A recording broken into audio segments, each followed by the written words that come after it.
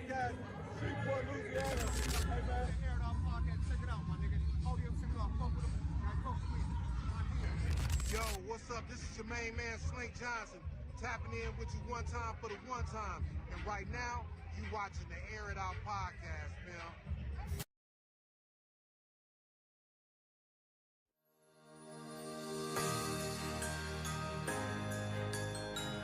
About this person, Robert Bouchon, who has posted this status, and he collaborates, if you will, often with MJ Constidious Johnson, this nonprofit group Best 13, and got interrupted by a dog.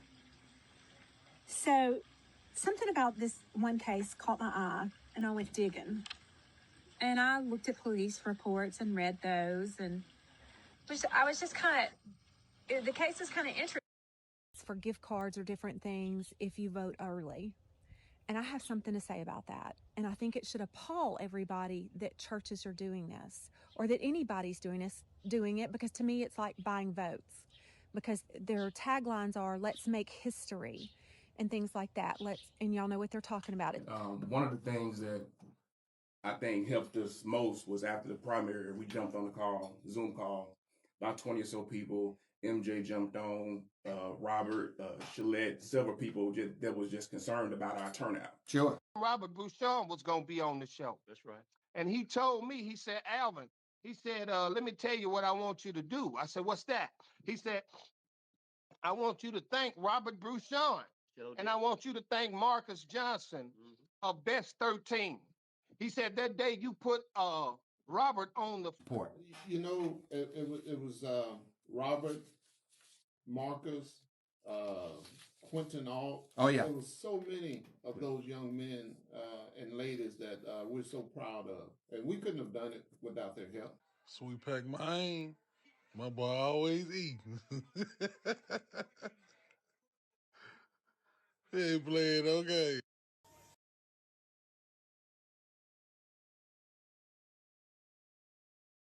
Jellicoe Woods.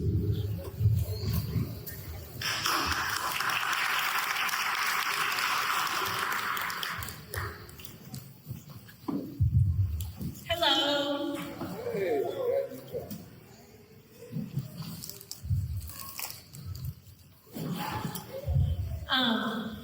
As he said, I'm in Jellicoe Woods with the Louisiana National Guard.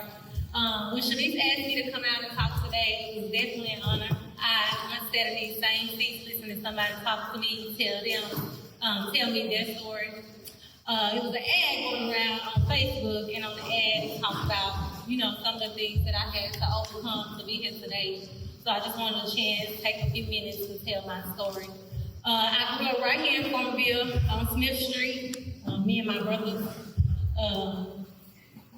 I got two older brothers, AJ, who's here today. CJ, he wasn't able to be here.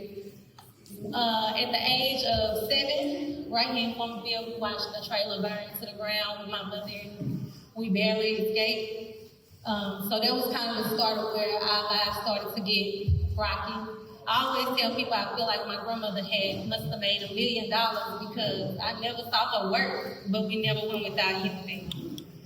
So from that point, moved around a little bit, stayed with my aunt, then we eventually moved to the project in Farmerville. And I had one kid at 14 as a freshman in high school, and a second one at 16. Whereas many people thought life was over, and me too at some point. I just kind of used it as a change of point to do something different in my life. So after high school, I went to school at ULM. I thought that was the fit for me. I was determined not to go to Grambling because that's where everybody else went. So I went to ULM. I didn't do nothing at ULM. I wasted my mama's money is what I did. I was so happy to not be a mama Monday through Friday. The kids was at home with my brothers, with Torrin, with Shanice, Mama Constance, wherever I needed them to be. That's where they was Monday through Friday while I was in school. And so after my first semester, my mama was like, "You got one more semester, one more try." And after that, nothing had changed. I still didn't do nothing at ULM. So I had to make a choice. I was like, I went home 2 times and disappointed this lady with 2 kids. I gotta do something different. I'm going home to tell her I can't come back to ULM, but I gotta go home with a plan this time. So I started talking to a National Guard recruiter. AJ was already in the National Guard. CJ had already decided he was gonna join, so I was like, I'm jumping on the trail, we're gonna do it together. So in 2011, I decided I was gonna join the National Guard, and I did. From that point on, it's been on the up and up. I joined the military in 2011. When I came back, I went to school at Grambling. Mr. Frazier helped me get in school at Grambling, so I went to Grambling. And then while I was still being a mama, what the military gave me was the discipline to be a mama, to be a soldier, and to be a student that I didn't have when I first decided to go to school. So at Grambling, I competed in pageants. I was in the Calendar Girl pageant at Grambling. I was in the Miss Omega pageant at Grambling. I did a number of different things, all while still being a mom. Then in 2021, I deployed to Kuwait, Iraq, and Jordan. I was gone for 10 months. Came back home in 2022. Well, let me go back a little bit. I graduated from Grambling in December 2016 with my bachelor's degree in criminal justice. I worked in Minden at a youth challenge program for at-risk youth. And that's when I realized that I was really doing something that I loved. I love helping people. I love being able to tell my story to somebody, to help somebody else and to motivate somebody else to keep going. 2018, I got my master's degree, and then I deployed to when I came back. In 2022, I feel like I lived when anybody could think of the story was here. Anything that I put on my vision board, I got. Whatever I prayed to God for, it's like He was like, here you go, here you go, here you go. At every point, I said when I came back from deployment, I was gonna buy a house. My brother AJ told me I should buy one size house. I got a house double the size, because I always do completely opposite what AJ said. So I bought a bigger house. I said I wanted to give my son my car and buy a new car. I gave my son my car and bought a new car. And then my kids, they had a storybook here. They played football together at Ruston, went to the state championship. The day we got home from the championship, I knocked on my mama's door and she never answered. She had passed away. So then I had to decide. When I was having trouble getting up in the morning because I couldn't fathom how to keep going, when I had lost my mama, who was my best friend, I talked to her every single day. I showed everybody what it was like to hold this together. Now that it's my world that's falling apart, what am I gonna do? Am I gonna keep going, or am I gonna fall apart? It took some time, obviously, but then I changed jobs. I switched to recruiting. So now I'm a National Guard recruiter, and what recruiting has done for me at Grambling State University is allowed me to continue to live my purpose. I've been able to help students at Grambling not only join the military, but now I'm not just their recruiter. I became their mentor. I became their friend. I became their ally. The mama away from their mama. I talk to their mamas like we sharing the kid while they at Grambling. So that's what I've been able to do at Grambling State University. My son, the military afforded me the opportunity for my son. He goes to school at Grambling, just started his sophomore year completely for free. No student loans, he don't have to pay. And my youngest just started his senior year at Ruston High.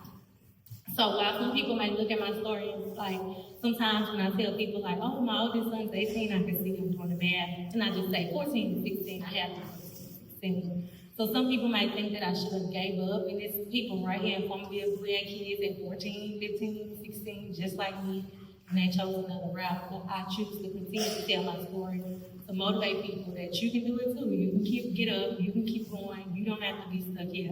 I love to come home to Farmerville, but I always say I made the right decision moving to Ruston for my kids to have a better education. So I'm not gonna talk too much longer. I just hope that I can motivate somebody else to keep going. I was once in your shoes. I sat right here in Farmerville.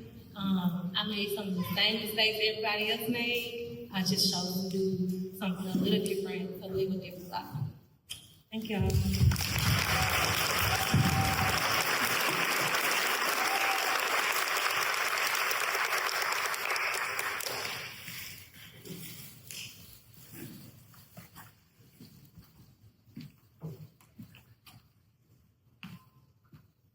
All right. Archie. All right, on to some more fun stuff. Y'all ready to play some games?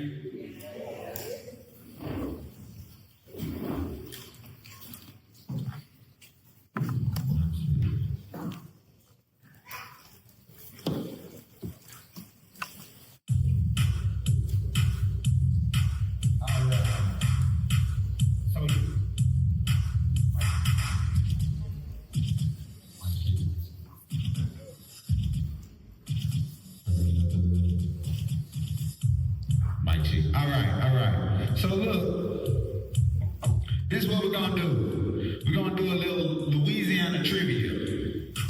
And this is how we're gonna do it. We're gonna do it with a little teamwork.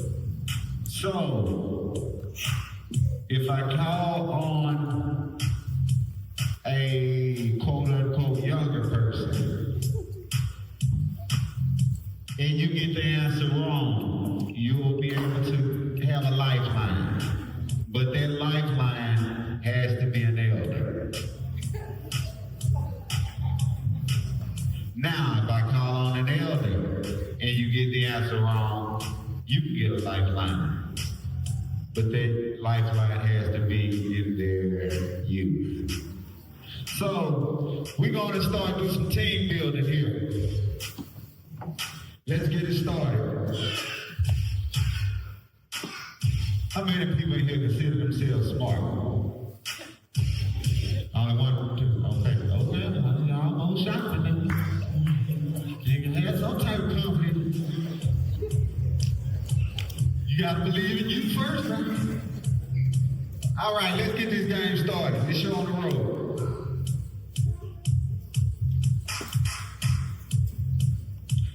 Can anyone tell me? Let me make sure I got y'all private. All right. Okay. Can anyone tell me which Louisiana parish is named for an assassinated U.S. president?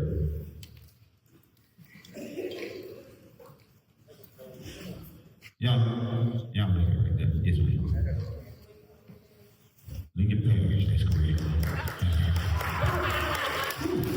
Can't tell me nothing about it. Y'all done out here in Farmerville. Care what they say about that.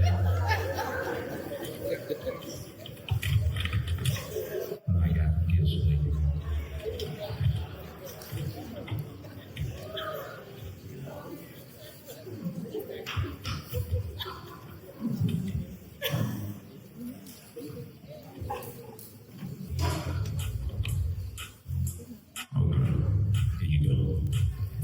What you got? You got a gift card to Raising Cane's.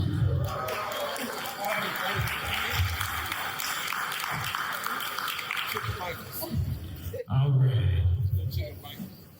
Let's keep this thing.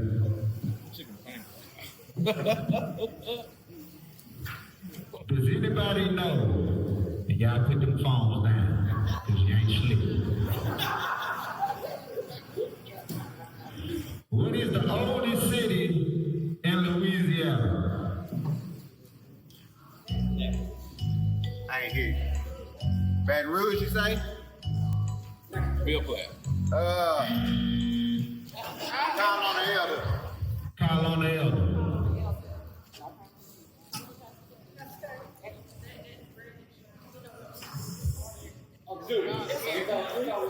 She said that a red shirt, he know his stuff.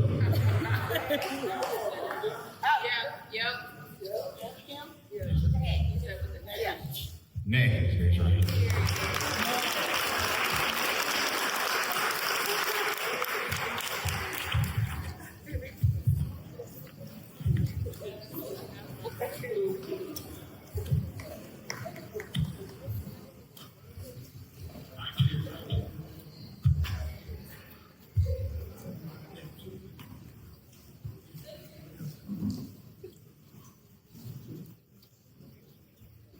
Sorry, y'all, my phone keep locking up on me. You know, I can't just let anybody get to that door.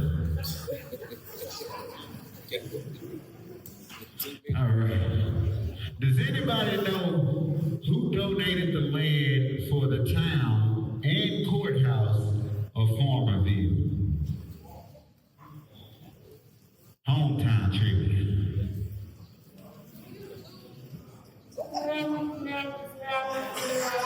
All right, that does that. What you say? Mr. Raymond? Raymond. Nah, I got something different right here.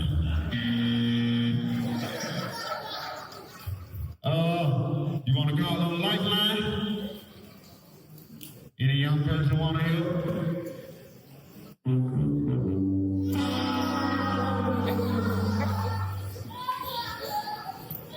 Matthew Wood, don't you say? You got to go from the phone. All right. Here's the right answer, baby. Here's the right answer.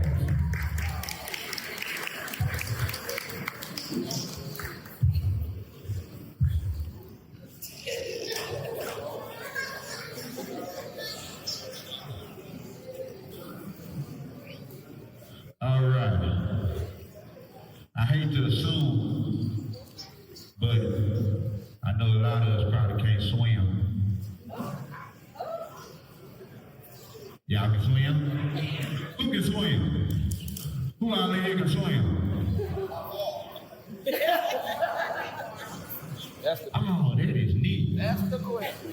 My son can swim too. I can't swim. Well, let me ask you this. Maybe y'all can survive.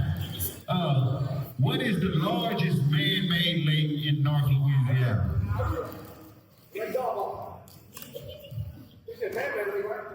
Yeah, that's what I said. How you know that?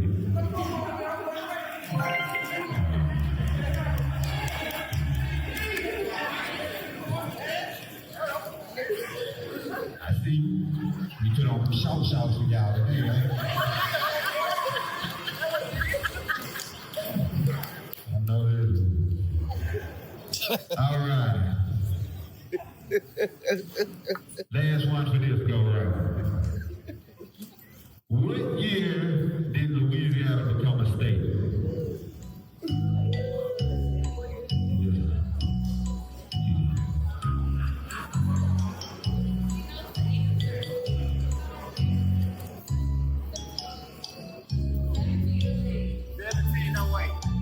I don't think so.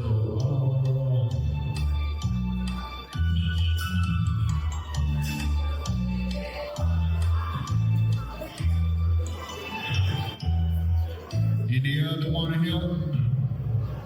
No other want to help?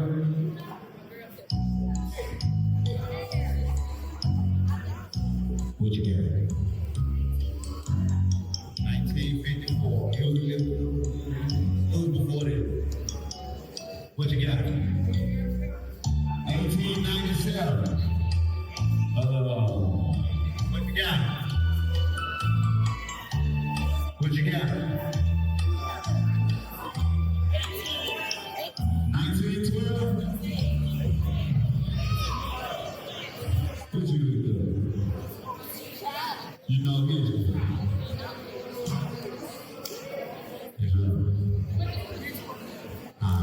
That ain't give you no way. Anybody else want to answer? He got it. Would you say 1921? Nah, that ain't it.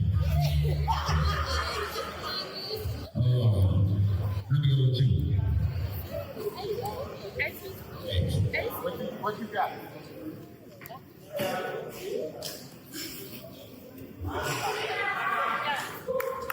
Thank you. I'm sure y'all ready to go.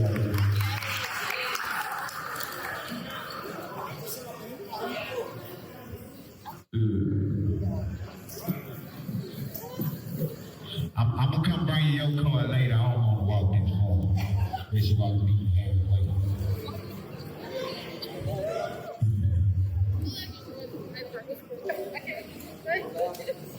1812. 1812 was the answer. OG Giddy was in the books when he was behind the bars. Vote already.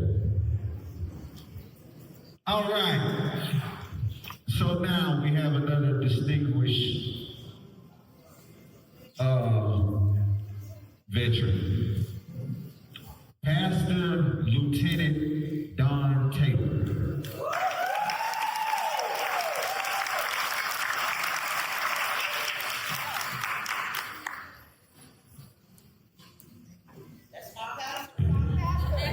You know, there's a lot of good people in this game, but everybody ain't no veteran.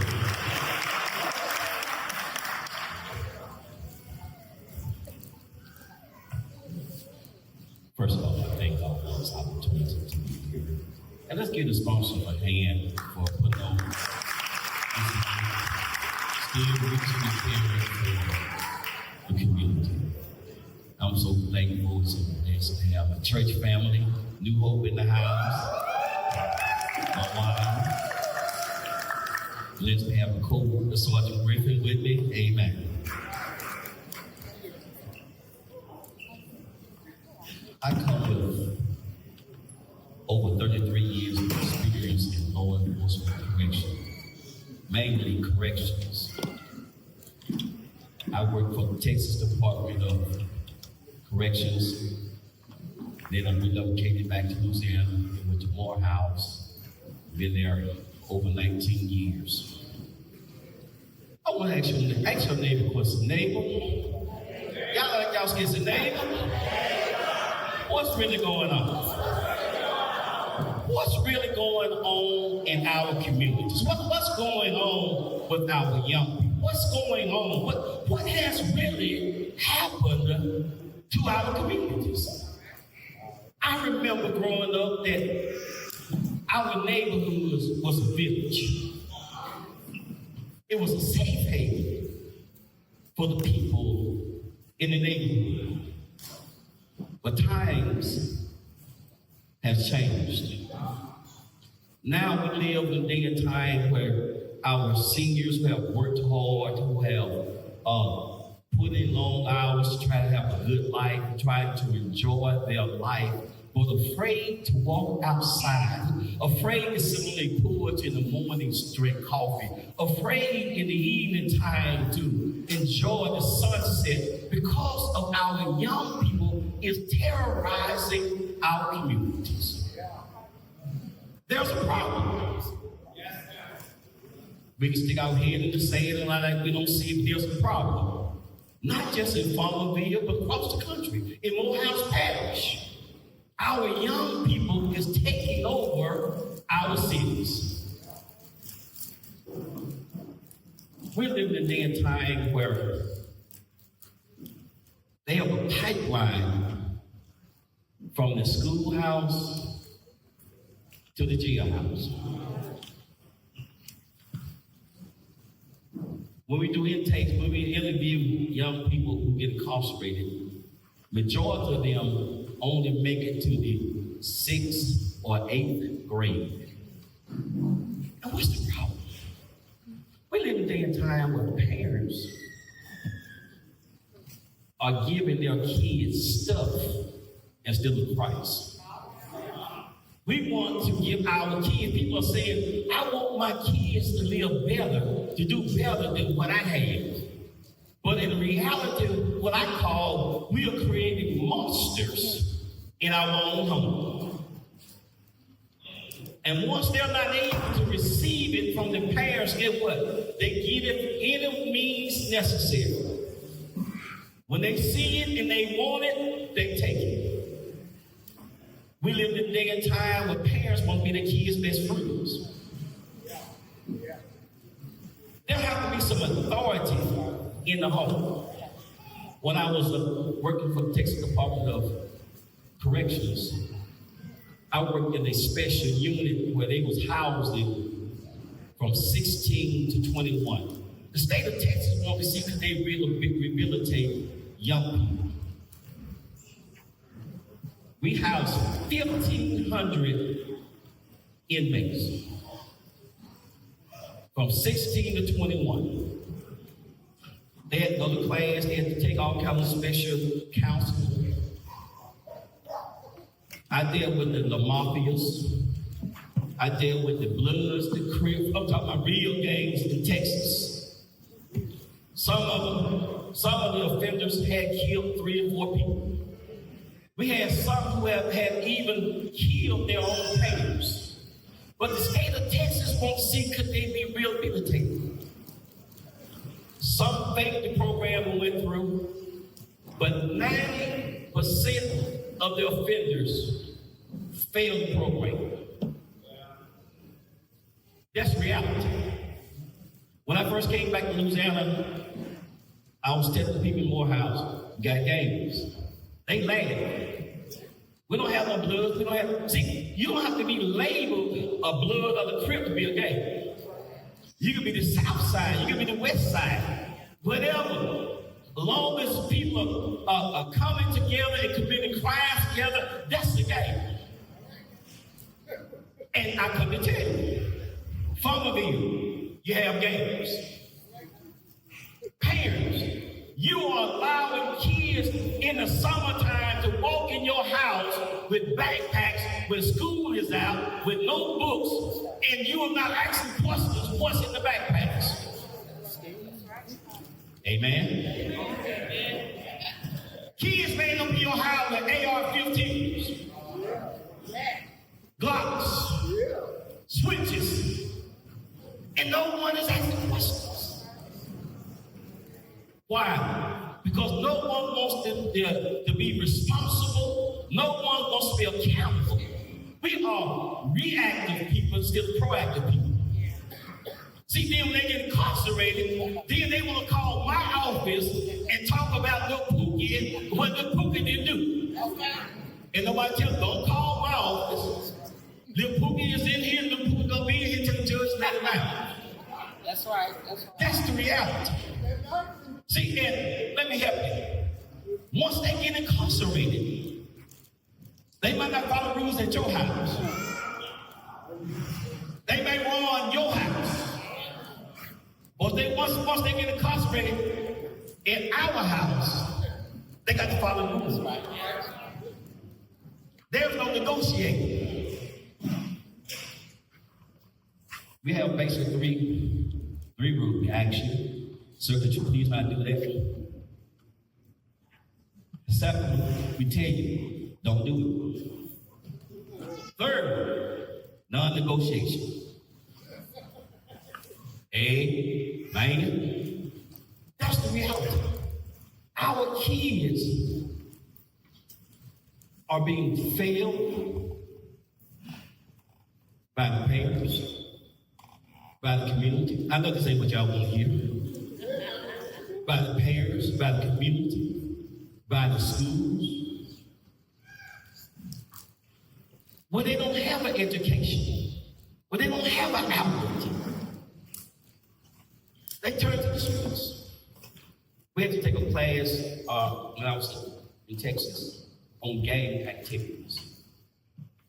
And it blew my mind and shocked me. The number one reason kids join gangs is to be disciplined. Did y'all get it? The number one reason kids join gangs is to be disciplined. Because they're not receiving discipline at all. So they would join a gang and let other young people jump them in and discipline them and control their lives. All because we are not giving them the discipline that they need in home. We have to understand that in order to fix the problem that we have, we're going to have to go back to the basics. Parents are going to have to be parents. Grandparents are going to have to be grandparents. I never can understand how you can stay in my house, and I'm afraid of you. You eat my food, you drink my juice, you run in my hair, you come into my house anytime, and I'm afraid.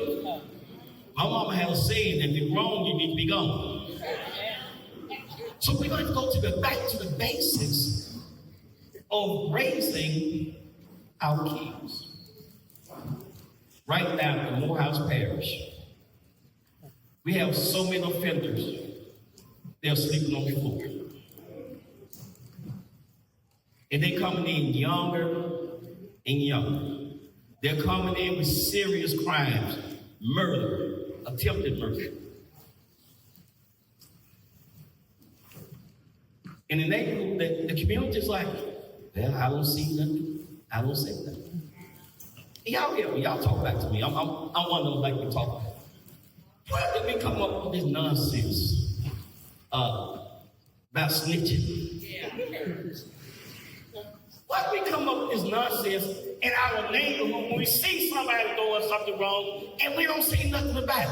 Yeah. We call the police show up, and then we don't know nothing. That don't make sense. If I'm paying taxes at my house, I ain't gonna let them people come over and take over my neighborhood. Little people don't pay no taxes. Little people don't own no property. But he gonna run the neighborhood. People, it's time for us to stand up. The truth be told, I'm freestyling now. Truth be told, this gym should be packed. It should be packed because I know y'all got problems.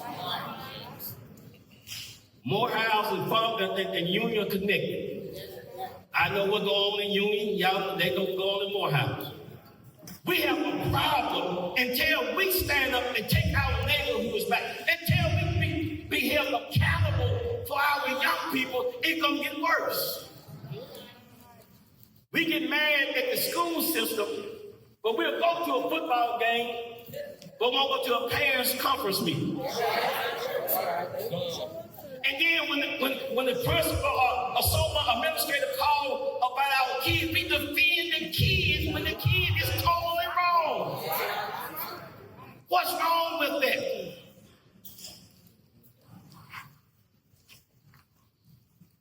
In order to move forward,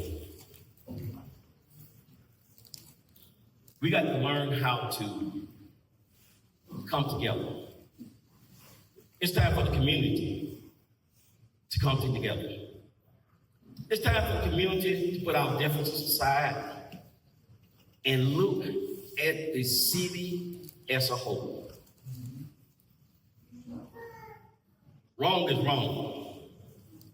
Right is right. The Bible said the last days they're going to try to make wrong right and right wrong. We live in those days. But we've got to stand on some principles. We got to stand on what we truly believe. No matter who they are, if they're breaking the law, they're wrong. If they're going against the grain, the Bible teaches us, train up a child while they're young. When they're old, they won't depart. We got to train them. We got to start training them at a young age. We live in a high-tech society. And we're wondering, how did we really get in shape that we do? How many people remember when Grand Theft Auto came out? Anybody remember Grand Theft Auto? Yeah. How many people played Grand Theft Auto? It was fun. It was fun stealing a car, shooting the person, take their car. And then the game started gradually escalating. Then they came out with games like Fortnite. Yeah. So think about it. Most of our kids been killing ever since they've been big enough to move their fingers. So from a young age, they learn how to kill through the video games. So when they come 15, 16, it's embedded in them. Yeah. Do y'all know, so a man thinketh, so is he. So when you learn to kill, when you learn to abuse people, it becomes part of you. Yeah. So in reality, they lose touch of reality. Yeah. So that's why it's easy for them to grab a gun, a Glock, an AK, and pull the trigger. Yeah. Because that's part of their nature. We're going to have to move back, cut back. We need to monitor what our kids are watching and looking at on social media. That's part of parenting. That's part of being community wise. Because once they get incarcerated, it only goes downhill from there. I'm looking at some young, matter of fact, I have some young men got incarcerated when they was 15. They're 22 now. I have literally raised them. They don't really male figure, they really don't. See, and when I show up, Sergeant Griffin can testify. See, when we have a dormitory with maybe 55 in the dorm. When I show up, when I walk in, everything ceases. Everything stops. I don't care what they're doing, they get in their raps. Grown men, ones who out shooting, killing, robbing. But it's sad that they have to learn that kind of discipline in the jailhouse. Why they can't learn it in the streets?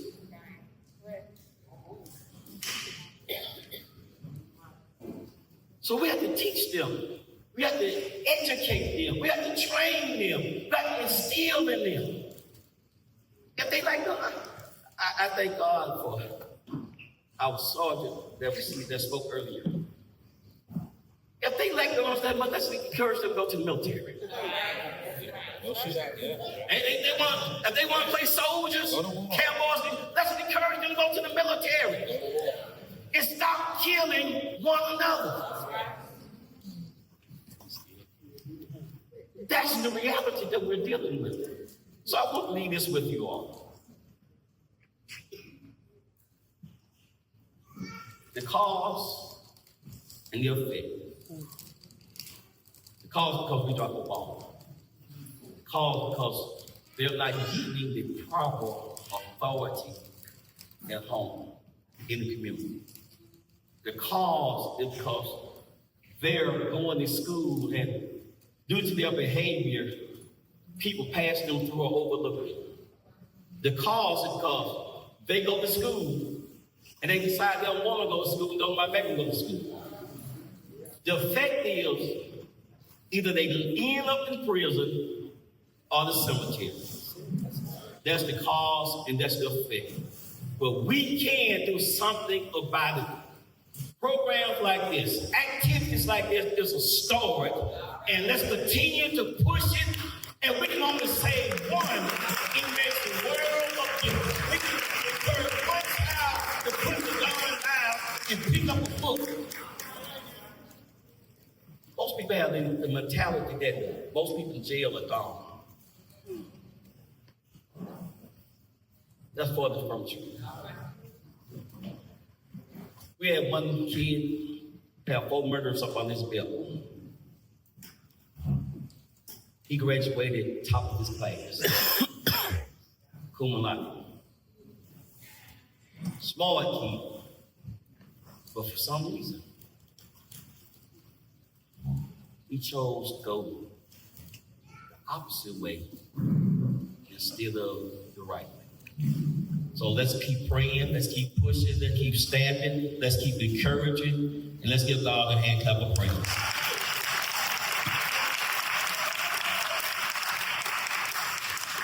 If I may.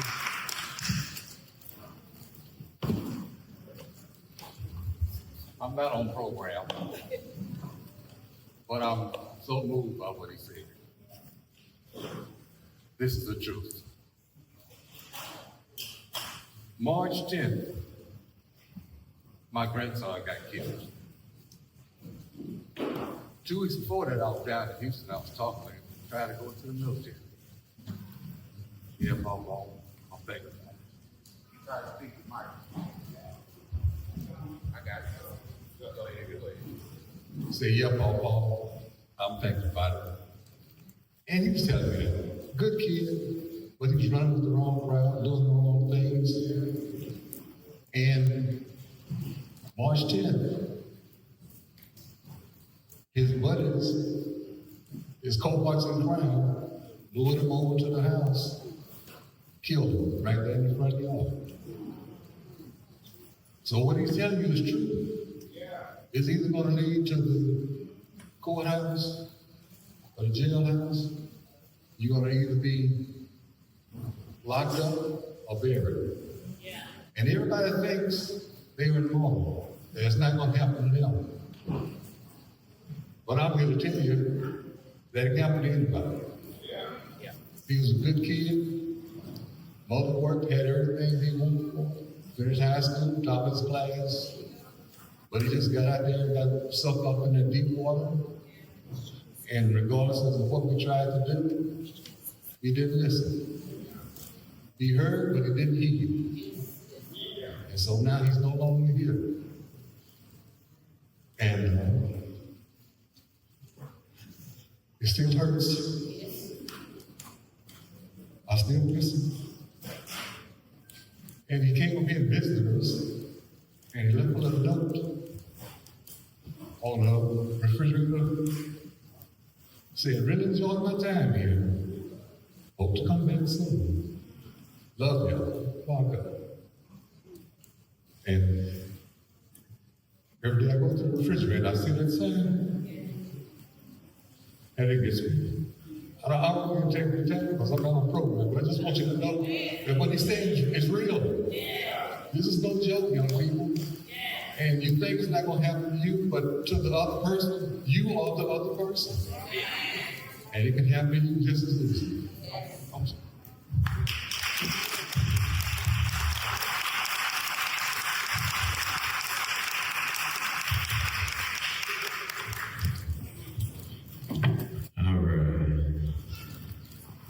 Hopefully somebody got moved by something that was said. Anybody in here learned anything so far? So I'm gonna put it to you like this. If you're doing anything criminal in street activities, you're gonna go to jail or you're gonna die. It ain't no other way around it. And if you see somebody that's been in the streets for a long time and they haven't went to jail or died yet, they snitching, they informants. The streets are a facade. It ain't real. There's nothing real about it. Niggas playing tough. I'm sorry, y'all, but I'm just talking. Niggas playing tough. And for what? Because at the end of the day, what's really gangsta is taking care of your family, your kids, go checking up on your mom, your grandma, having grandkids. Look at gangsta. Oh. Not really about this. All right. So let's get back to this trivia. Y'all ready? All y'all down in your spirits now.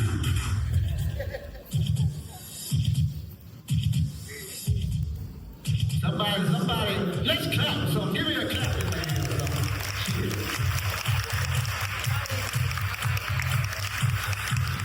All right, let's get to it.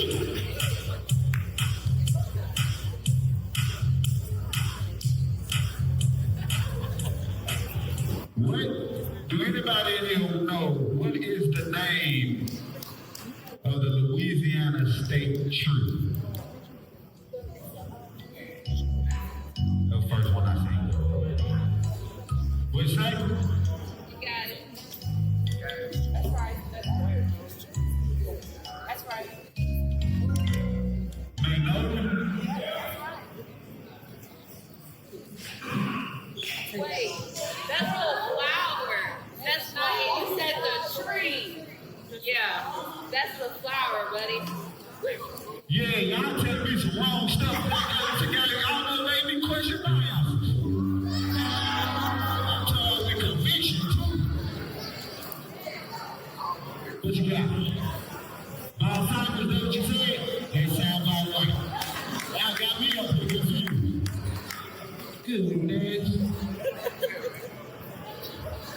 I got the answers in front of me. Ain't that something?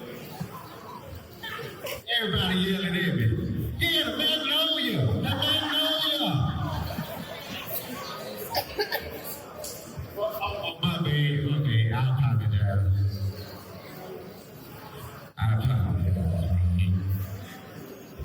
You already got an answer, man. You can't take up all the gift cards, man. Know you read 100 books? Alright, y'all.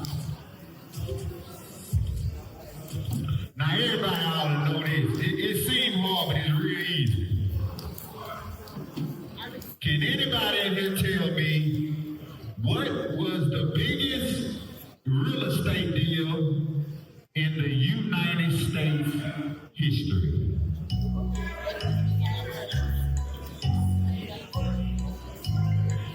We raising hands, I'm calling on people, then they answer. That's how this works. We don't just yell answers out. That's right.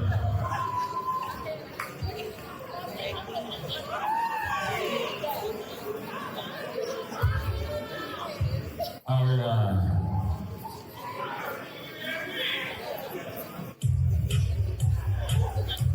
Do anybody know what are Louisiana state colors? They had me doing them so fast. I want to come to you with you and answer. You already got like 3 coins. Stack it.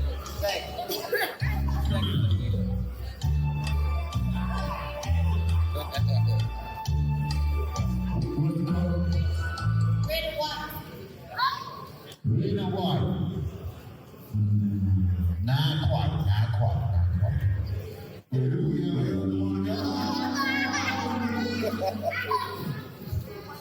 Me? Blue, white, and gold. Blue, white, and gold. If you ain't know, it's on the flag. Yeah. It sure is. It's a blue flag with some gold stuff and some white stuff. That's right. I thought it was black and gold.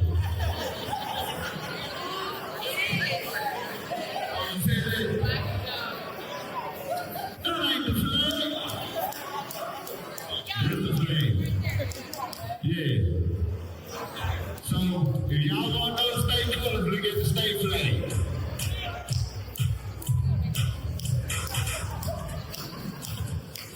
I thought it was black and gold.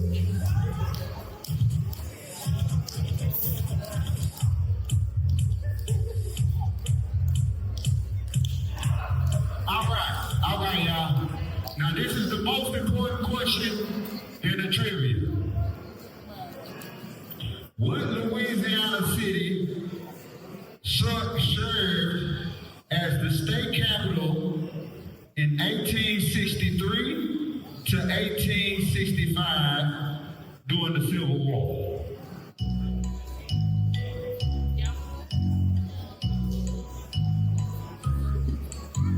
Who is this little girl? What kind of she go to?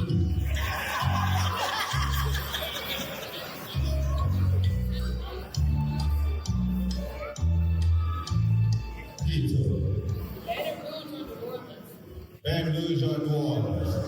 No, not quite. They was kicking the door down on Baton Rouge and New Orleans. They were kicking enough at me. I said at the time, between 1863 and 1865, they had to kick down the door on New Orleans and Baton Rouge. That's why this city was the capital. Oh! Say it again. Hold on. What you say? Rapid City, Shreveport. We had to hold the fort down. We held the fort down. We'll read Louisiana still talking. I got, matter of fact, let me see if I can get you an extra card.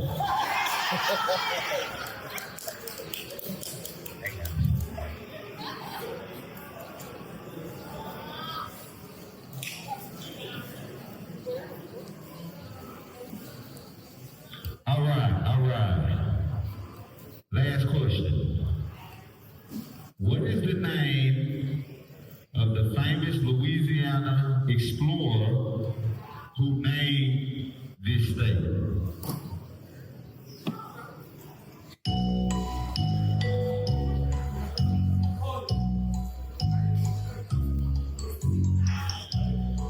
Anybody? I give a guess. It's kind of like my name. I mean, I guess it's a heat line. Lucy Carr. Say it again. Lucy Carr. Not quite. Close, but not quite. You guys had that hand raised? Oh, don't get scared now. Don't never be confident. Even if you're wrong, they might believe you if you're confident. What I said, one famous explorer named this state. We already got an answer over here at the New York. We got an answer over here. Got somebody. Right there. All Alright, sister, you better not mess it up. Let's see what we got. Robert Cavalier. Close. Really close.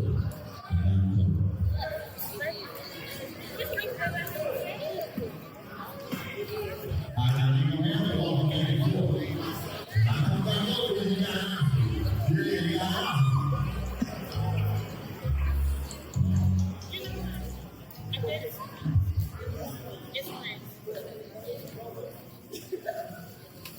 Not quite. But guess what? Even if you're wrong, say it with confidence. People believe you.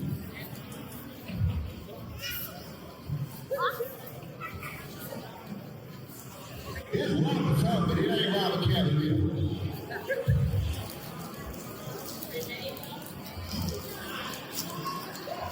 Unless codename. It was a French man. I finished and forgot. Because my supposed to say something. I know. What's that? Robert Lee? Robert Williams. What you got now?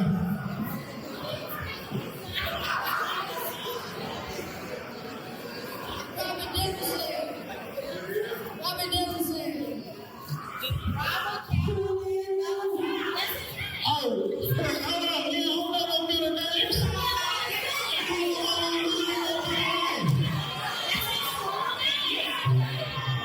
Okay. Hold on, let's get this up. Because if Cavalier ain't his last name, Well, listen, they teach that in school. When we in school, what they say when we in school? They say Cavalier, they say LaSalle.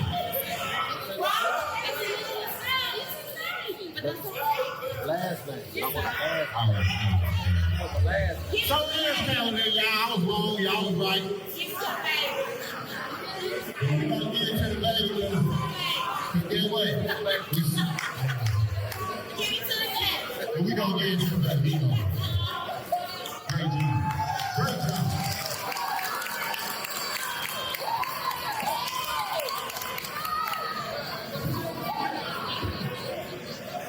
So, I'm gonna do something that most people don't do. I'm gonna take accountability and don't get there with nothing.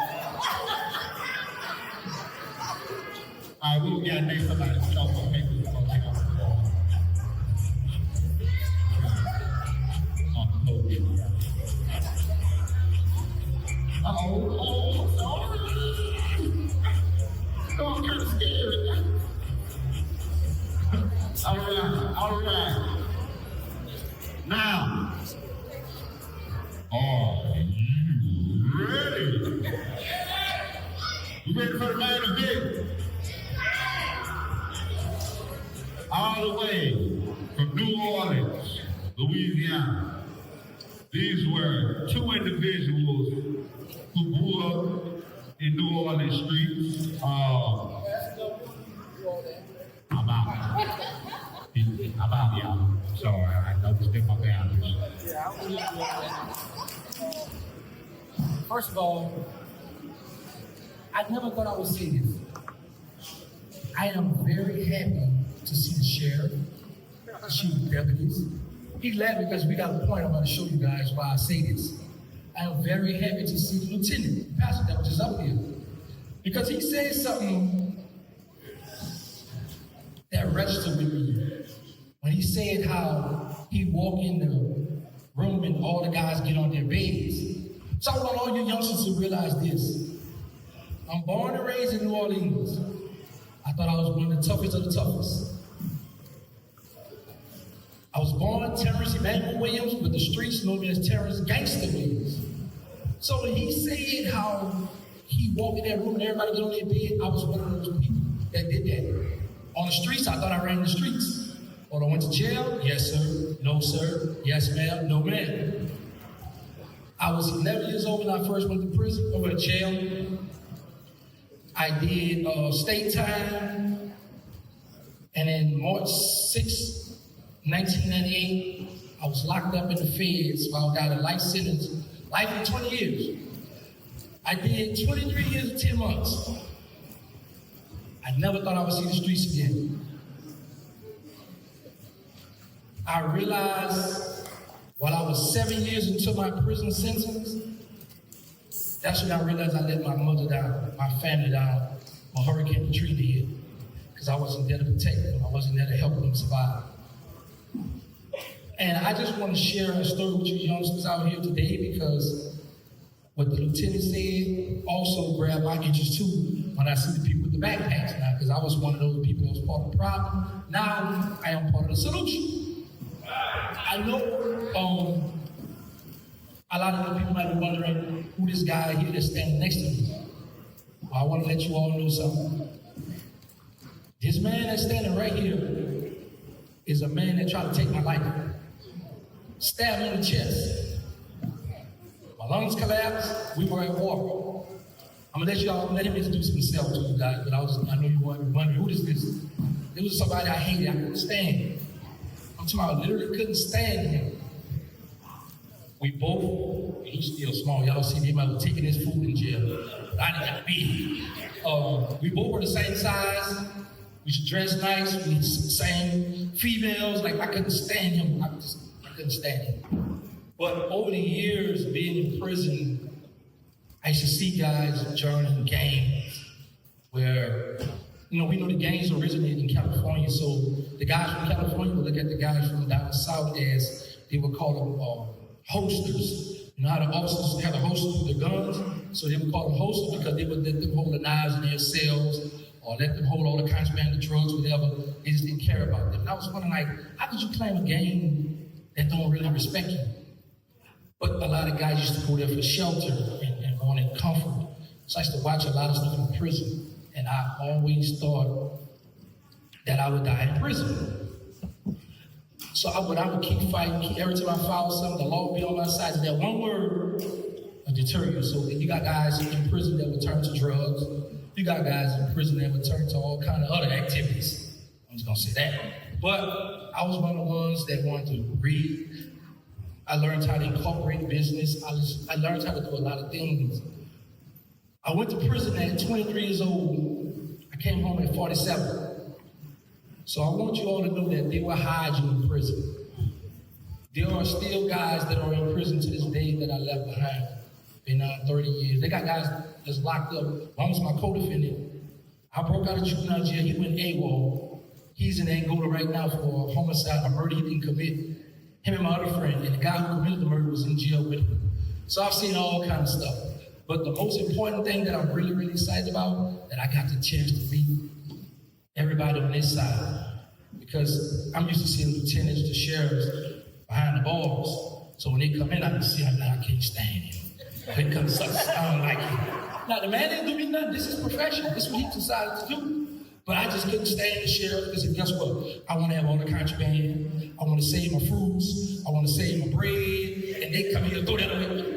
Why you throwing my food away? I couldn't stand it. But guess what? He'll tell you this. Every time I see the police now, yeah, popo. That's right, they're doing their job.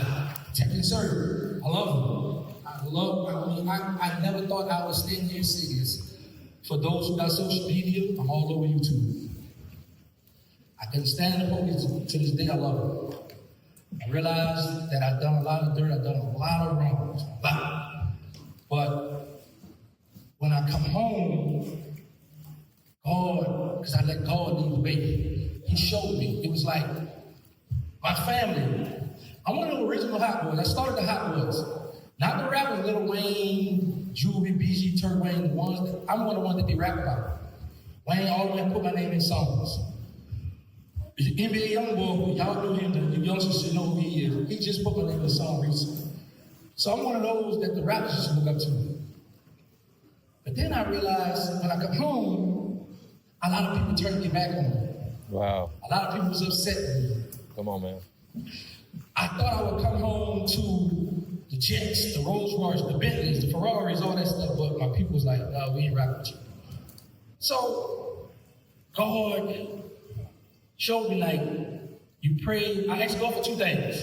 I said, please let me out while I'm still alive and healthy, and please let me out to see my mother while she's still alive, because I want to be able to take care of my mother, because my mother was a single parent that raised 3 boys, and she never gave up on us. She always worked. We did what we wanted to do, but she always worked.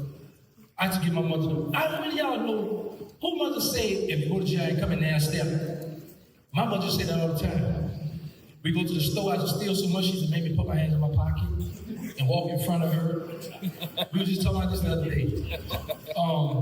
But God blessed me to come home alive and healthy, and to get my mother from New Orleans. She lives in Dallas with me now. So I'm thankful. But then I was like, man, I want to be able to hang out and ride in the Bentleys and the Jets with this Cash Money crew. That was a different plan God had for me. So I was like, all right, cool. I didn't know nothing about social media. Like, to this day, I have an iPhone now, but I don't know how to use it. I can't stand iPhone. Come on, man. Because iPhone, I'm telling you, we talk about, oh, I'm over such and such. Well, drop your location. I learned that. I was on the plane. So I used my Android. I love Android. I use my Android a lot to listen to music. So I had my iPhone in my hand, and the youngster next to me, and the headphones popped on the iPhone. I said, hey, this you? And he started laughing. I said, man, iPhones are dangerous. So through my journey of YouTube and Instagram, Facebook, TikTok, all this stuff, I had people used to troll me. I didn't know what troll meant at first, so they told me what the word was. People used to cuss me out, they used to go off on me. And I used to be like, I'm not used to this disrespect. But then I started realizing I would never see you again in life, so you hide behind the camera so I can't see you. And I got me a phone, and I learned. So I had people who always, oh, OG, press this, so they talk. I'm learning. To this day, I've made $500,000 on YouTube. I learned, and I say, well, you know what? I'm not with my billionaire family members, but God placed something in front of me where I can make money and be happy. I make more money than the average drug dealer in the neighborhood, so I say I'll never go back to selling drugs again, because I make an honest living on YouTube. And I show people how it's done all the time. So, how me and this guy got together, who I'm about to introduce to you. Oh, well, I'll let him introduce himself, because he might feel like I felt like a Pac Man. I want him to tell me my name. So, anyway, I want him to introduce himself to you guys. You nervous? You say you're nervous, y'all. I'll be here to help you, brother. So, first, let him know, tell me your name and where you're from. My name is Derek Jones. I'm from New Orleans. I just came from doing 30 years and ain't going to Louisiana-based. How long you know? 11 months. I've been on 11 months. I've been doing 30 years. 30 years? I've been in and out of prison since I was 10 years old. Yeah. And me and this guy, we've been beefing our whole life. Yeah. Understand. But guess what? He been home, you say about 11 months now? Wow. The last time I saw him, we were in jail. I was shot up, he was shot up. And we were on a medical tier. So I don't know who gave him a knife, but one of the guys gave me a knife. So him and I met up on the floor, face to face. We were about to stab each other up. So the guards ran in, they snatched him out of there. This was in August of '94, and I didn't see him until August of last year, right? 24. 30 years later, a guy who I couldn't stand, somebody I was trying to kill, somebody that had stabbed me in my chest. I see him 30 years later, and we go do an interview on Vlad. We met up there, and one day I called to check on him. I'm like, man, what you doing? I said, man, I'm down here, because he was still down there in New Orleans or Slidell. So he was like, man, I'm down here in the restaurant, but I don't feel comfortable down here. I said, bro, well, come on up here to Dallas with me. If you're serious about changing your life and help you get a job, I'm gonna help you out.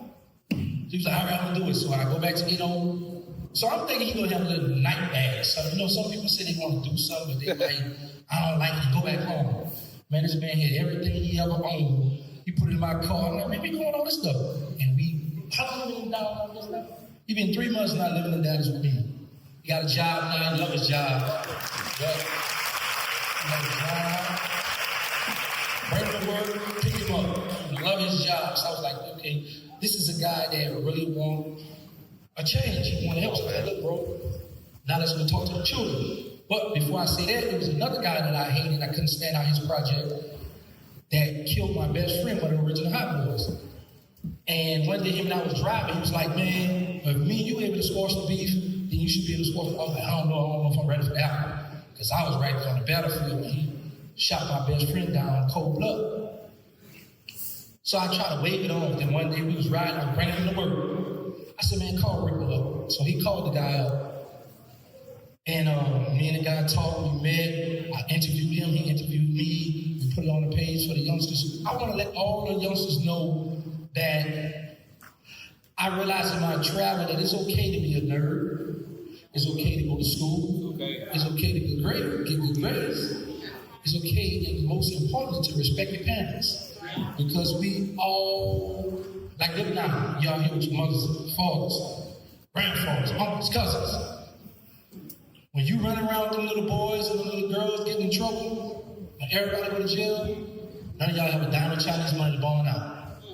I tell all the youngsters all the time, y'all want to be with these gangs, but everybody go to jail. You can't bone out of jail. You can't make commissary. You can't must make a phone call to call home. But you want to run with your homes. You want to run with your gang. Your gang turn their back on you when you go to jail. So I try to let a lot of youngsters know, him and I both have done enough time for everybody. I'm talking about this man done 30 flat. And I did 23 years and 10 months. I was blessed to come home and see my mother. Where your mother? She did. He lost his mother while he was in Angola. Dad, grandma, everybody. I think we ought to talk to him. Don't talk to me. But he's a little shy. This is his first time. But I just wanted to show people that if me and him could stand together, I can help someone that I couldn't stand, try to take my life and move him to another state to help him better his life. And a lot of y'all who got beef. And you know what? A lot of people got beef. It be behind one of their homeboys, they don't know what the beef about. They don't know why they at war. They don't know why they hate this person because he got this color red, he got the red, he got the blue. You don't know why you hate this person, you just want to follow. So we both had to conquer the peer pressure. Once you conquer that peer pressure, then you'll be able to tell your friend, no, I want to get in that car.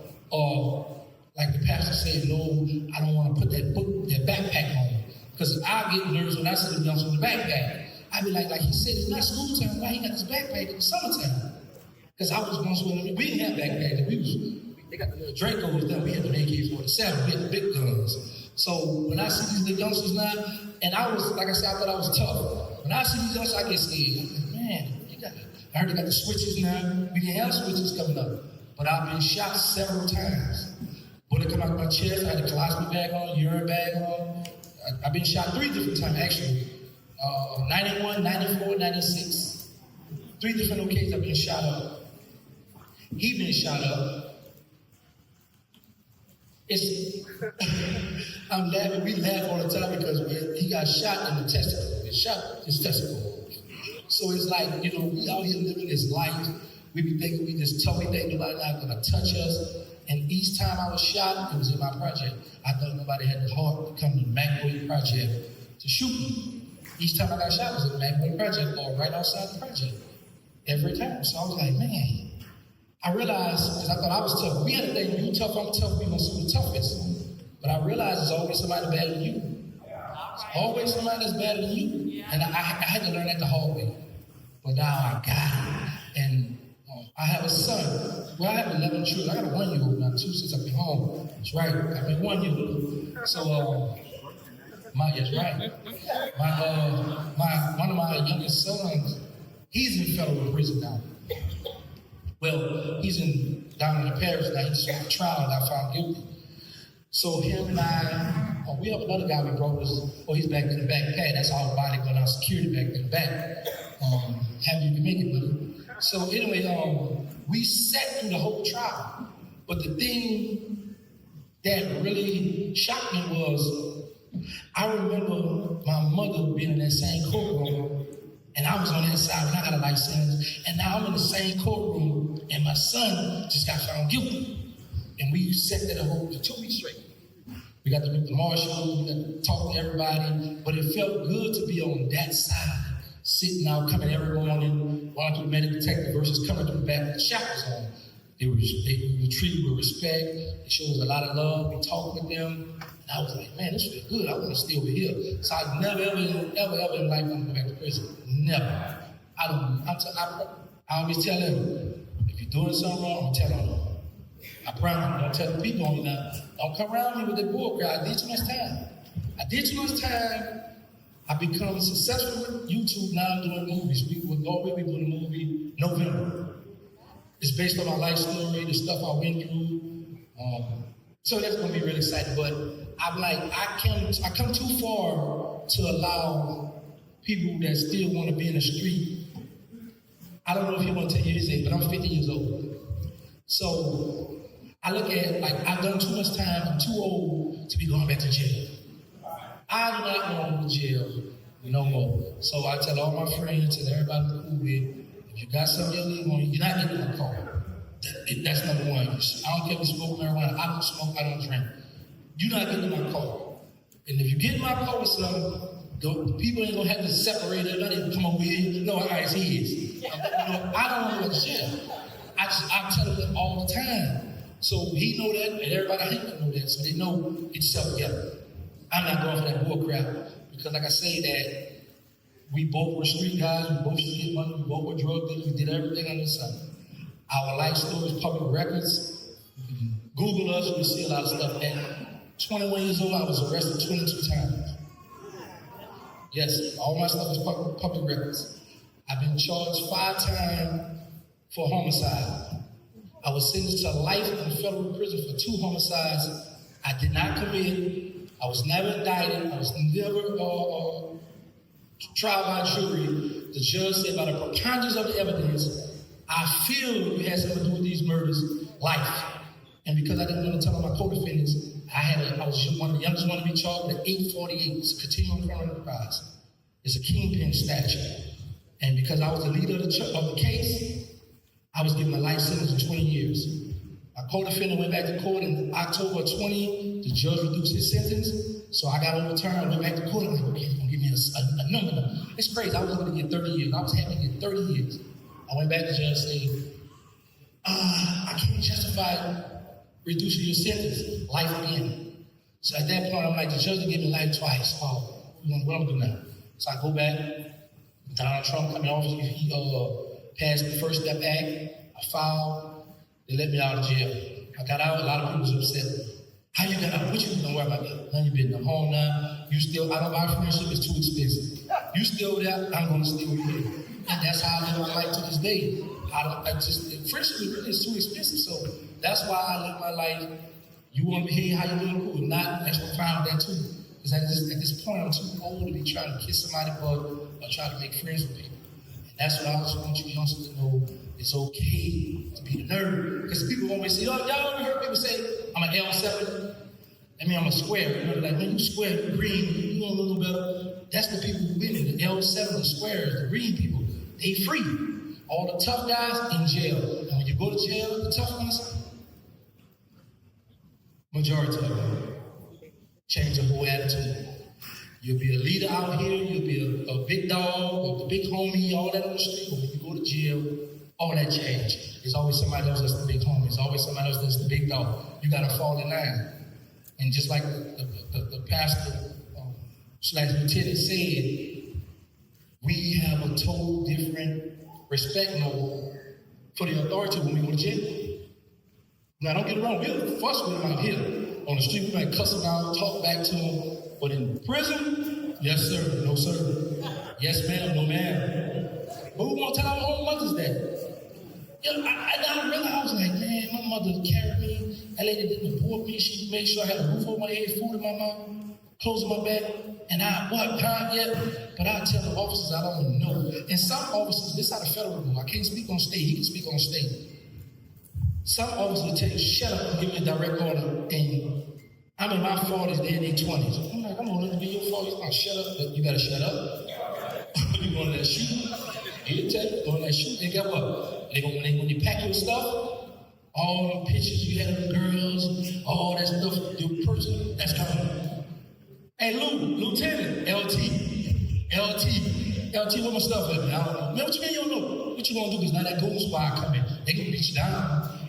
So, when he was talking, I was like, wow, man, I've been through all that. I don't have to live that life no more. Like right now, my PO let me travel everywhere I go. I just gotta let him know where I'm going, what the address, what hotel. I've been happy around the country. And he been right there with me, enjoying life. Eric said, you going? Yeah, I'm going, brother. He'll tell his job. I said, bro, you just got this job. And when people know I'm traveling, I can't tell people to do this. And I'll tell him and my friend, I said, bro, listen, you may as well get an LLC. What you talking about? I said, you want to start your own business because you trying to tell people how to run their business. Bro, you just got out here, you just got this job, but when every time I tell him it's time to go talk, I'm coming. Or you tell his boss, hey, I got to go. I told y'all when I got this job that I'm going to be talking to the children. I was like, yeah, you're right, you did tell me that. But you go, one day if you go, if they ask you ask the people what the schedule is, and they tell you, well, we ain't got you on the schedule. You know you've been fired. So I always tell them that, man, you know, but I'm just happy that we got a chance to meet everybody on this side. And once again, I am just so happy to see that we have a sheriff here, deputies here, lieutenant here, because as they were speaking, I was one of the ones that can testify and verify what he's saying. Because, you know, sometimes, I always tell people, when I was young, I didn't want a police officer or a deputy or a sheriff to come talk to me because I felt like you can't identify with me. You know where I'm from. But sometimes that's not true. If you think about it, the deputies, the sheriffs, they spend 8 hours of their day with me. So they really living with me for 8 hours. So they're learning me and I'm learning them. So you got some that would be cool with some that butt head, come in there and shake you down, tell you stuff up, throw away, confiscate your stuff. And they got the policy of saying we can't have this, we can't have that, we can't have this. And we beat them, get mad, and they catch us without countrymen. So that's why I'm happy I'm on this side, so I don't have to worry about that stuff no more. I don't have to worry about your homeboys come and borrow stuff from you. Misery loves company. Misery loves company because when you tell somebody about to go to visit, you get fresh. You sit down with your people to come to visit, so that the haters won't have no visit. They sit hoping people don't show up. So they be hoping you'll get a visit. So I always tell people don't get dressed early and don't tell nobody you get a visit because they praying on your downfall. Or when your people send you money, you go to commissary, you got a big bag of commissary, they hate now, or he gonna eat it up, or they gonna come and borrow from you, and they don't wanna pay you back and beat you, get mad, now they wanna fight you. So there's a lot of stuff. Now that I'm home, I get to go to Walmart, I get in a little bucket in the car you ride around in, and he'll tell you, he be walking, and I'm just buying all kinds of, come on, bro, they can't get no. I said, you wanna stay small, not me. I'm enjoying life. You know? I like it, because we only had one set of cookies. Walmart is a variety of things. So I really took a picture in Walmart of all the cookies and sent it back to the jail. I said, look at this, boy. Look what I'm out here doing. Look what I see out here. You better come on out here, boy. Come on out here and be a citizen. I am proud to say I pay taxes now. It's no more violent crimes. There's no more selling drugs. So I'm making enough money to make sure that I'm good, he good, my children, my family. He almost got his own channel now. Everybody I come in contact with, I show them. Get on YouTube. It's enough money for all of us. Start telling your stories. Let the youngsters know. Don't glorify it, but let them know this is what I've been through. This is what's going to happen if you continue to live a life of crime. The people are going to give you a life sentence. When you get the life sentence, don't be mad. Don't say, oh, the judge wrong. Oh, they're racist. That's my favorite word. Oh, they're racist. That's what they say. Oh, that judge, that white man racist. What about the black man? You just saw the lieutenant said he come in and get out of the way, and I just keep thinking about that because I was one of them guys that was tough on the street, but in jail, I was coming loot, man, get out of the way. He come loot, man, put everything up. Lieutenant coming through here. And then sometimes you got people that's 6'4", 6'6". Lieutenant take big guys. They gonna jump on that rap, guarantee you that. If not, they like that squad gonna come through and get you right. And that's just how it is in prison. So I don't never want to go back to prison. Here's another thing. What the youngsters don't know. You got older guys that prey on the youngsters. This is when you're fed, when you come in there, they're gonna bring you a big bag of groceries, a big bag of food, and they're gonna set it down right in front of you. Look, man, don't touch this bag if you cooperate with that government. If you snitch, don't touch this bag. So not even a trick bag, now not even a case. So now some people be like, well, I'm good on home, not an old rat. Where your paperwork at? Now they about to beat you up, stab you up, get you off the compound. Or they gonna play a game with you, here you go, man, this is good for you. Then later on come back and they want other favors. This man here, it ain't golden. Explain to them what you saw that's just so disgusting. My father had his son that was homosexual. A father and a son dating in jail. That is so disgusting. The father felt like, if nobody, you ain't gonna have my son, that's mine. I'm gonna say, what? So I'm like, man, this man here, I can't speak for Angola, he been to Angola. Do you want to talk to the youngsters about Angola? Yes, talk to people, let people know how you felt about Angola. Oh, yeah, when I was in Angola, I was over 50 level, right at 90 pounds, and he was still raping and all those stuff. Still 40 up. No, I'm not. It's about 5 now. You got 150. Okay, you want to yeah, when youngsters, when we go to prison, your friends they're not going to be there for you. Only one's going to be there is your mother, so you need to pay attention to what your mother's telling you, your teachers, your preachers as well. Because prison is a different life. I lost my mother, grandmother, all my family died of me. All I can turn to is God. God gonna fix it. I don't cuss. I don't use the N-word. I haven't done that in almost 20 years. How about you? Last time you stopped cussing. August of 2005, I stopped cussing using the N-word. 2005? That's what we got in common.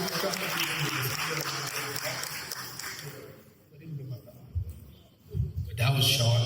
Anyway, so, yeah, August, that's right. August of 2005, I stopped cussing and stopped using the N-word. And the reason why, well, I wanted to better myself, and I felt like as a youngster, every time you spoke, there's always a cuss word in your sentence. So it was this guy from Lake Charles, and we used to call him Grill. So I was like, him and I was having a debate or dispute about something, and I say, man, you say this. He said, I didn't say that because I don't cuss. I said, every black man who goes to them out cuss, man, you did cuss. So I started watching him, and I started paying attention to what he would say, and I noticed he wouldn't cuss. I said, I'm gonna try that. So I would go, then I would relapse, go back to it. And then I realized one time I was on the phone. So I was on the phone with my girlfriend and her friend, and I said, y'all don't discriminate. She said, listen to him. He talking about he don't discriminate. I said, I didn't say discriminate, I said discriminate. So another time I was looking in the dictionary for the word in cursive. So I go to, I say, hey man, why don't you see in cursive in the dictionary? It was like, because the word is cursive. People always say, can you write in cursive? So we think, and from there, I said, you know what? I said, man, I'm too fly. Too many people know me to be illiterate. I don't know these words, and I want to use these words. So I started reading and studying the dictionary. So that's when I discovered how, and actually, I be asking them, like, what's a bell pepper? Jalapeno pepper? With the thing, cucumber. I learned all of those are fruits. Anything with a seed is a fruit. So I was sitting there, questions down, like how the brother just did, Pac Man did, and here I was sending questions down the hall when I was in the hole, in the shoe, to guys, and whoever got it right, I would give them books and stamps and stuff. So that's how I just started applying myself. I just started reading and started studying because I realized that when you say a lot of cuss words, you short on vocabulary, and people pay attention to that.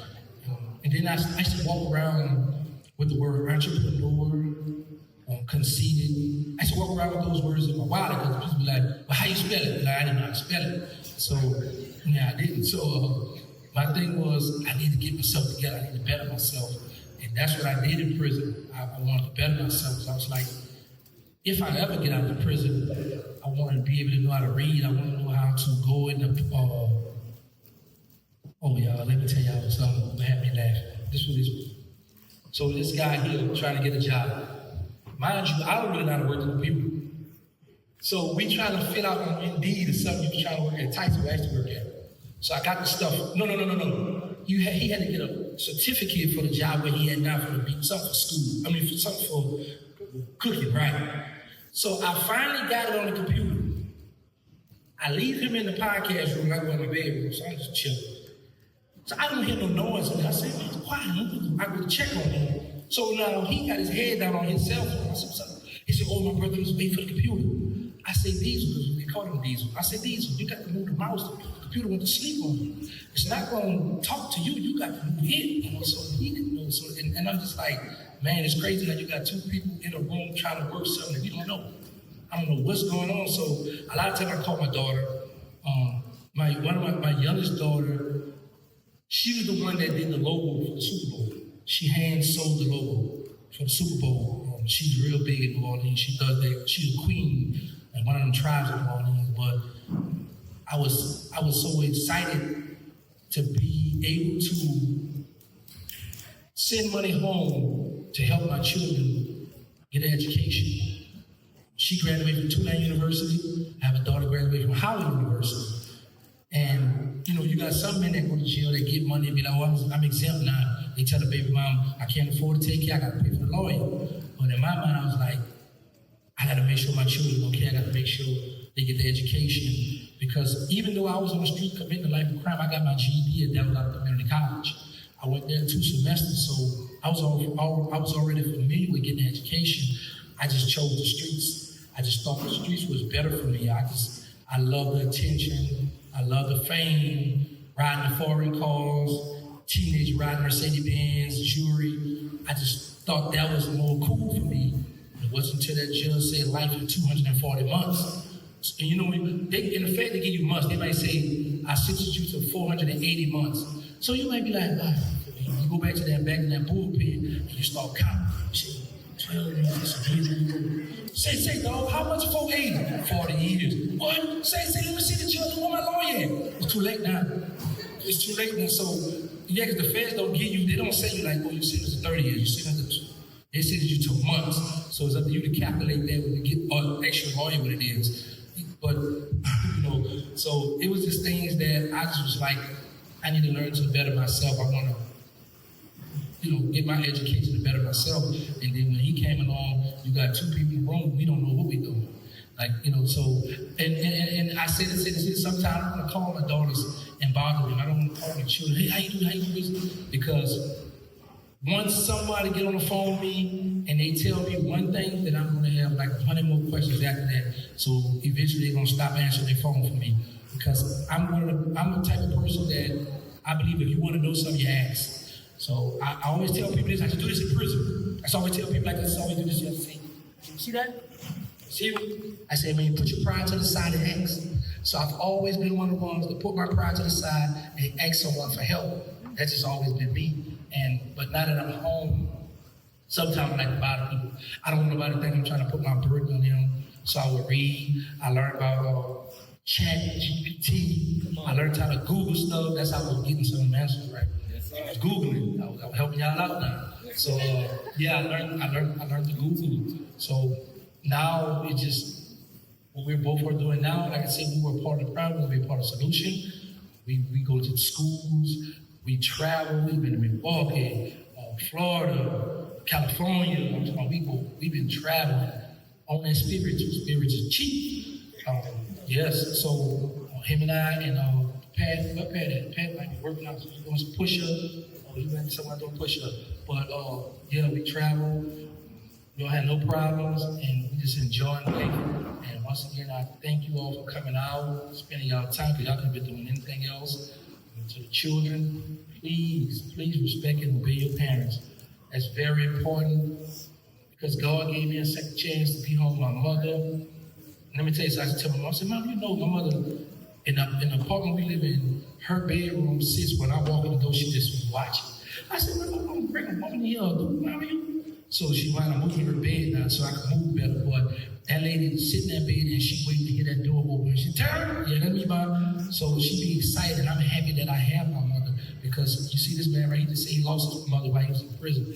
So we got to learn to cherish, be happy, and be thankful for what God given us while we have it, because we don't want to sit down and be listening to Mariah Carey, One Sweet Deal, Boys and Men, I'm So Alone, thinking about our mother.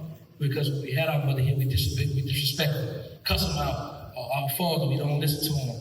We already go spend money on our homeboy before we spend on our family members. And that's something I know that a lot of people have bad. They don't respect parents. They want to run out and look up to the homies in the hood. And the homies in the hood don't mean you no good.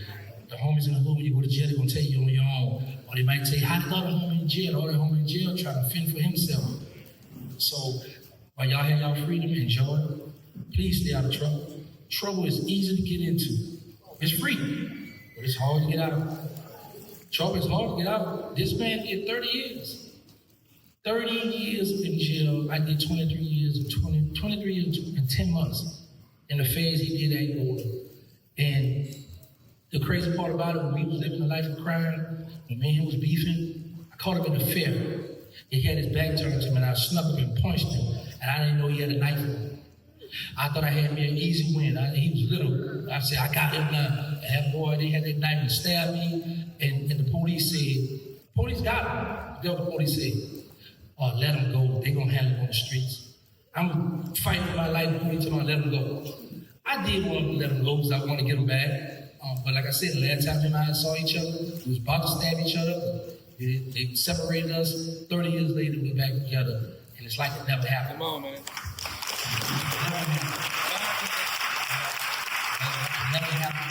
I'm happy to have this man right here as a brother. I don't look at him as a friend, because I always talk to gang, you will cross your friend. You will do some dirt stuff, so I always say that's my brother. Yes, sir.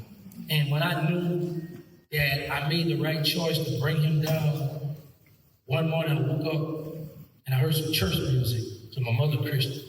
And I smelled some coffee, him and my mother knelt. I said, what are you doing, man? But I was like, well, he right now. He got it right. He on the right track now. Once you get with Mama Love, you know you locked in. So he was in with my mother there cooking breakfast and drinking coffee and listening to church music.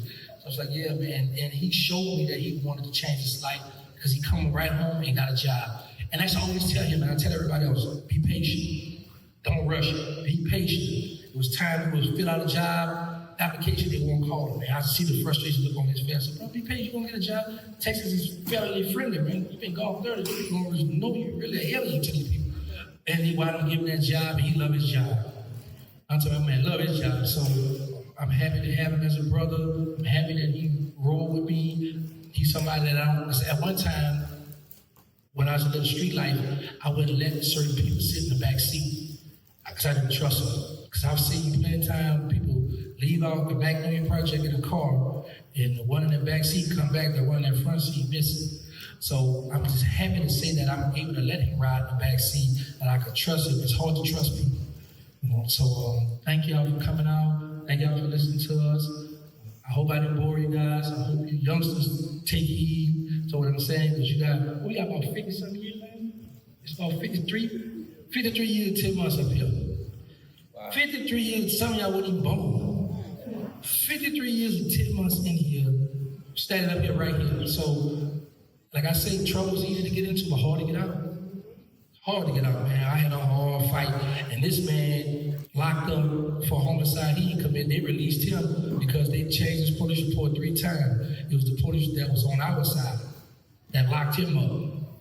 I'm gonna leave it with that, but he got his freedom back. Come on, Pac Man. I thought Pac Man was getting jealous. You want the mic? I think he was getting jealous. You want the mic? I ain't think you gonna never stop. I didn't want to. I was about to add you some water for real. All right, man. About time. About time. Nah, yeah. I just want to mention again. You see that big old TV right there? $10. $10. QR code back there on the back. There's snow cones on the outside. The first 100 are free. But when you do get in trouble, if you decide to stay down the path of wrong, it costs a lot of money. That's what they don't tell you.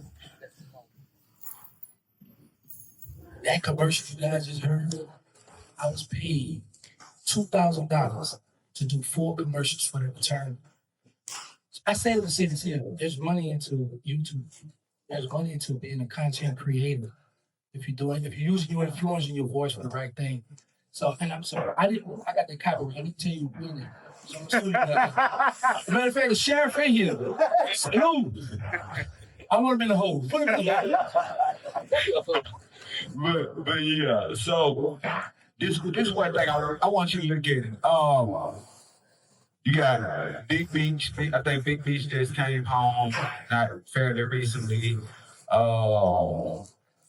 What's the guy there in California? Rick Ross, the real Rick Ross. These were kingpins, made millions and billions of dollars off of drugs.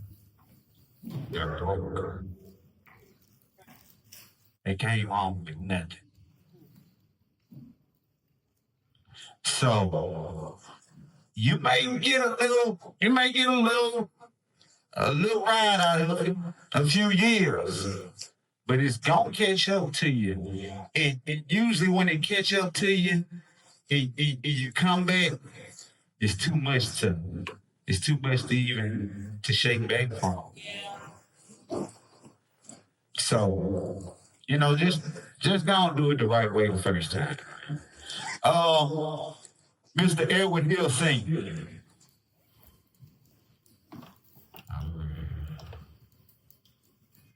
Don't get us up out of this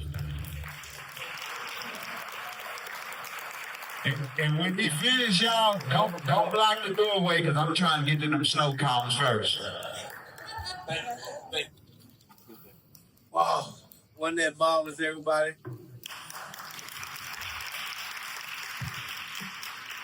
I just want to say one thing to the youth part. I really hope each and every one of them, young men and young ladies, understand what Terrance, Gangsta Williams, and Lil Diesel Johnson was trying to tell them. Please, listen.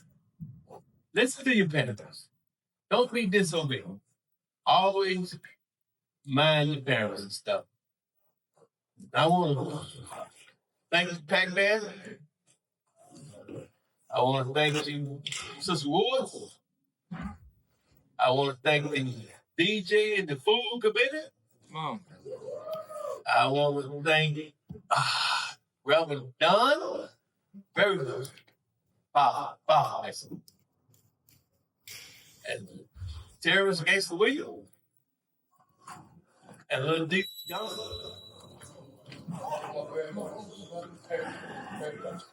And I want to thank each and every one that came out and support this. And I also thank the sheriff department. Thank you very much. And I just thank everyone who came out. But this is really, really important. Really, really. So I'm gonna pray before I start crying. I ain't gonna cry. But I really enjoyed it. Vote. Shabice. Yo, vote. Shabice.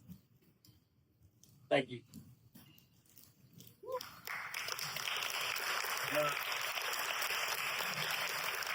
Fitting me through the prologue, Jay Goldman. Thank you. Thank you very much. And I want to thank everybody for coming out to support us. And let us pray. Oh, Father God, this thing that we want to say thank you. Father, we want to thank you because you've been so good to us, Father. And Father, I hope that the message that was spoken today, that some young kids might understand and learn behind it, Father. And Father, as you just seen it, Father, just put them on the right track. Bring us back together, Lord. Let us bring the love back, Father. Let us learn how to love one another, Father. And Father, I just want to thank you for this whole day. I just want to thank you for this blessed day and this wonderful time we had today, Father.